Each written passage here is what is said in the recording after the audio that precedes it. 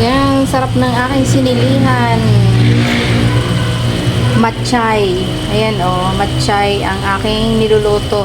Tanghalian namin ulam. Ulam sa tanghalian. Aking ihahalo ang sili. Hahanguin na yan maya maya at talagang gutom na. Ng oras na. Tinanghali na naman kami mamalingki.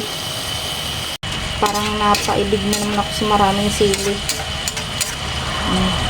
Umpisa nung magpaskuhan at bagong taon hindi pa ulit ako nakakapagluto ng garni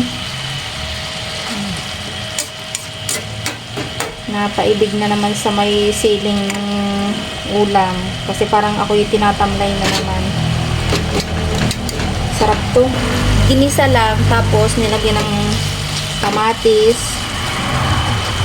bawang, sibuyas, tsaka ito matchay, at tsaka maraming sili. Yan, kita nyo naman, green pa yan, at tsaka red. Pinaghalo ko yan. Masarap na naman ang kain ko nito. Masarap na naman ang kain ko nito.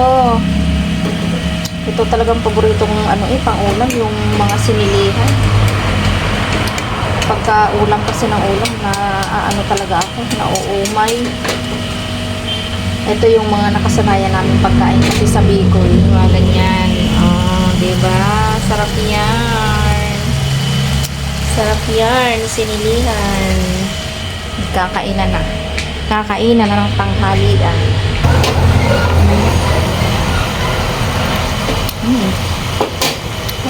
Sarap na naman ang kain. Nung nagdaan pa ako nito, gusto kong magluto. Hindi lang pagluto dahil nga busy sa kakagala. Ngayon, na ko na naman, kapamalingke, yan. Diba? Yan ang aming ulam. Ko talaga naman paramihan na naman ang kain ito.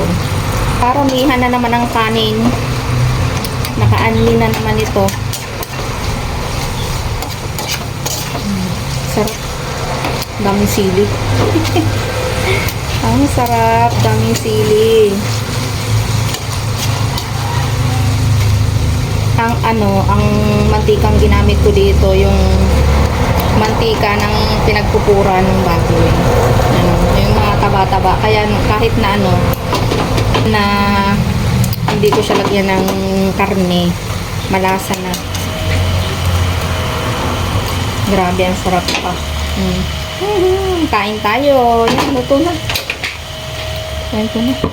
Kami kakain na at tanghali na. Bye-bye.